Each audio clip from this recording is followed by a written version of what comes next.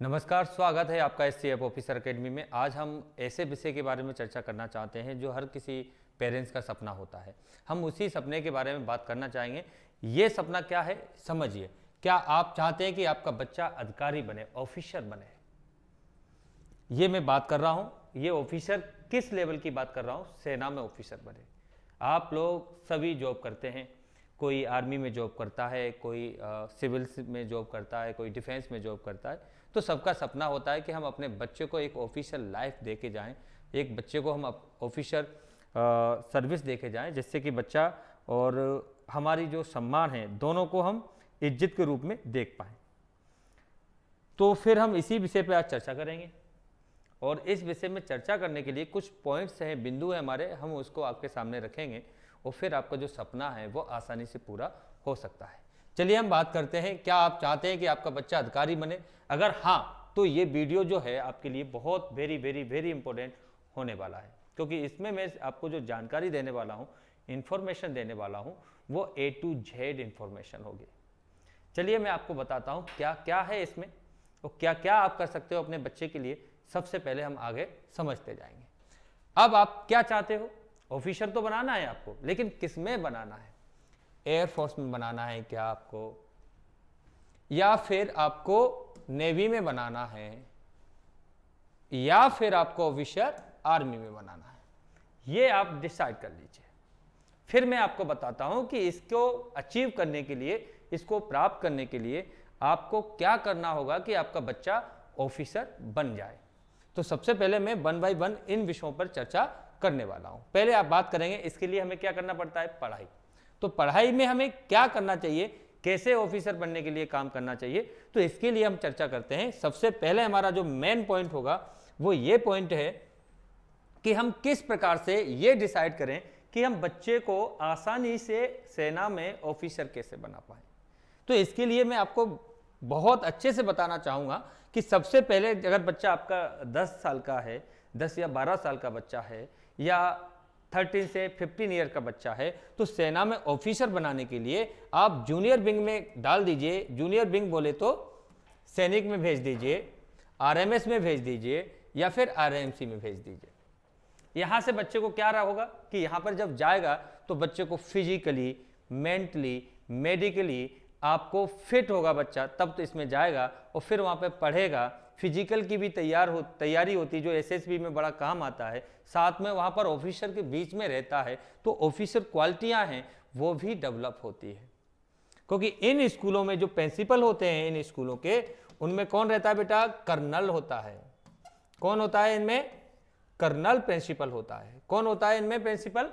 Colonel होता है। Army का बड़ा ऑफिसर कौन होता है? आर्मी ऑफिसर होता है। और जो होता है कर्नल, किस रैंक पे होता है? कर्नल की रैंक पे होता है। तो यहां पर जब कर्नल को देखेगा, ब्रिगेडियर, मेजर, कर्नल, ऐसे लोगों को जब उनको देखने का मौका मिलेगा, तो बच्चों के अंदर ये क्वालिटी अंदरूनी जागने लगती है। आपने कभी देखा होगा हमारे पड़ोस में अगर कोई बच्चा डॉक्टर बन जाता है, तो फिर दूसरे बच्चों के लिए, उस पड़ोस की उन बच्चों के लिए वो बहुत आसान हो जाता है। ऐसे ही यूपी में एक विलेज है, जिस विलेज में 51 ऑफिसर हैं यूपीपीएससी के। अब आप बताइए कैसे हो गए? क्योंकि एक दूसरे को देखा तो उनके अंदर वो विचार आए और उन विचारों को उन्होंने फॉलो किया, और भैया वो ऑफिसर विलेज के नाम से जाना जाता है वो गाँव। तो आप भी अगर अपने बच्चों को इन स्कूलों में भेजते हैं तो इन स्कूलों से क्या फायदा होने वाला है? क्योंकि वो बच्चे सभी के सभी आपके एनडीए के लिए तैयार हो रहे हैं, सीनियर विंग के लिए तैयार हो रहे हैं। तो यहां से आप अगर पहली साइड में भेजोगे बच्चों को सैनिक स्कूल के लिए, मिलिट्री स्कूल के लिए, आरएमसी के लिए, तो वो बच्चे कहीं ना कहीं एनडीए के लिए प्रिपरेशन या एनडीए के लिए तैयार हो चुके हैं। तो ये पहला आपका स्टेप होगा जूनियर विंग में कि हम किस तरीके से अपने बच्चे को सेना में ही अधिकारी बनाएं। तो उसके लिए आपका पहला निर्णय होगा, वो छोटे, अगर आपका बच्चा 10 साल का है, 12 साल का है, 14 साल का है, 15 साल का है, तो आपको इस एज के लिए सबसे पहले विंग कमांड, जूनियर कमांड को आपको सिलेक्ट करना होगा। अगर आपका बच्चा इससे बड़ा है, उसकी एज 16 है, 17 है, 18 है, 19 है, तो ऐसे बच्चे के लिए आप एनडीए की प्रिपरेशन करा सकते हो। लेकिन मैं आपको एक चीज़ बताऊंगा, आप कुछ पेरेंट्स मुझसे पूछना चाह रहे होंगे, वैसे मेरे कमेंट्स में भेज सकते हैं आप जो भी जवाब है, क्वेश्चन है आपके, मैं उसका आपको विद इन 2 आवर्स के अंदर या विद इन अ डे मैं आपको उसको रिप्लाई जरूर करूंगा। कुछ पेरेंट्स के ये भी क्वेश्चन हो सकते हैं कि सर आप ये बताइए सैनिक स्कूल से क्या गारंटी है कि एनडीए निकाले। मैं आपको बहुत अच्छे से बताता हूँ, गारंटी किसी भी बात की नहीं होती, लेकिन ये बात जरूर है कि वहाँ पर जीते जागते ऑफिसरों को देखेगा, उनके बीच में पलेगा, बढ़ेगा, उनके रूटीन को फॉलो करेगा, तो डेफिनेटली उसके जो चांस होते हैं एक सिविलियन से ज़्यादा कई गुना हो जाते हैं। दूसरा स्टेप, वो एनडीए की प्रिपरेशन के लिए तैयार भी हो गया है, लेकिन थोड़ा सा आपको बूस्टअप देना है, वो एनडीए निकाल लेगा। तो यहाँ इन सभी बच्चों को लास्ट में जाकर एनडीए ही क्वालिफाई करना होता है ऑफिसर के लिए। तो सीनियर के लिए जाएगा तो फिर एनडीए में क्वालिफाई करेगा। अगर जो बच्चे सिविलियंस हैं, उन्होंने सैनिक स्कूल से जा चुके हैं, मिलिट्री स्कूल से जा चुके हैं, आरएमसी से जा चुके हैं, तो उनको मौका मिलता है एनडीए। एनडीए होता क्या है? नेशनल डिफेंस एकेडमी, जो हमारे खड़गवासला पुणे में है। इसमें तैयारी अगर आपका बच्चा करता है, एनडीए में तैयारी करता है, तो इसमें सिलेक्शन के लिए आपको कुछ मेजरमेंट होते हैं।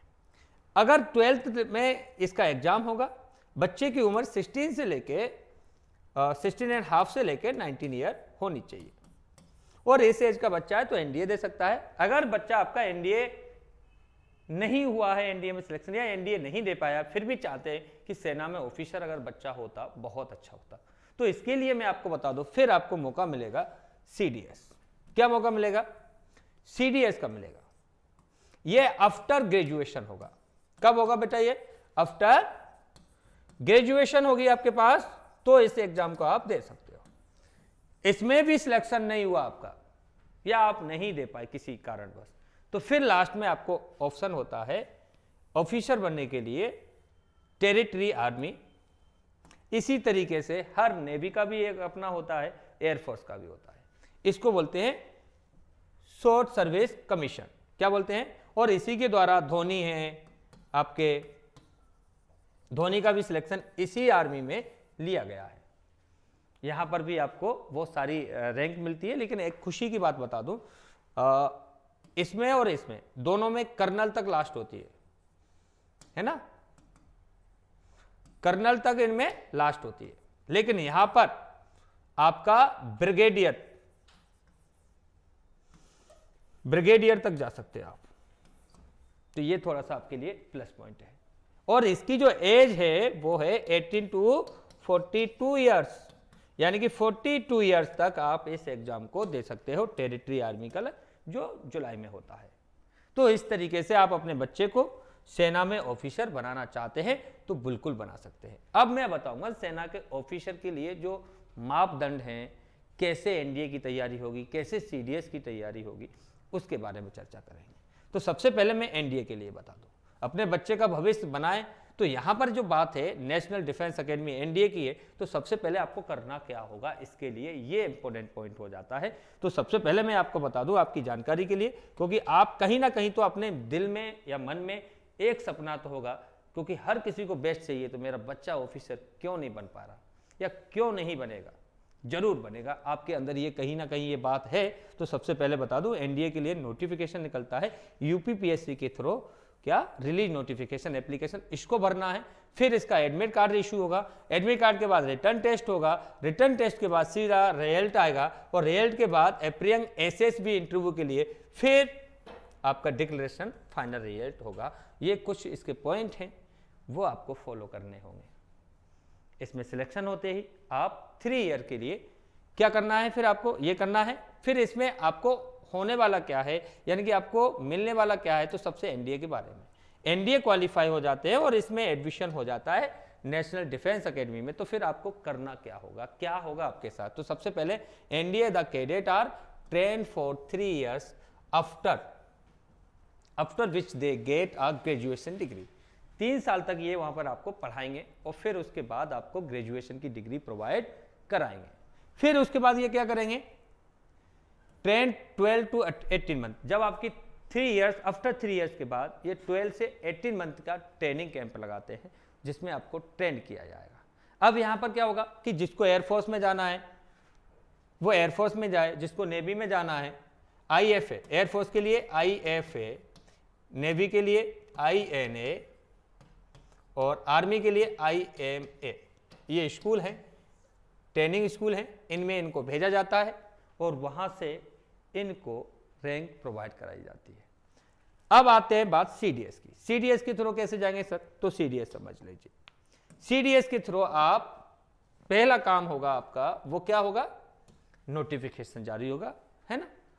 और यहां पर नोटिफिकेशन लिया हमने फर्स्ट स्टेप पे, सेकंड पे क्या लिया है? एडमिट कार्ड इशू होगा, फिर रिटर्न टेस्ट होगा, फिर डिक्लेरेशन रिजल्ट आएगा, फिर उसके बाद SSB होगा। SSB में ही मेडिकल हो जाता है। कुछ लोगों के मन में आ रहा होगा कि मेडिकल सर ने क्यों नहीं लिया, तो जब SSB देने जाते हैं तो वहां पर मेडिकल भी होता है।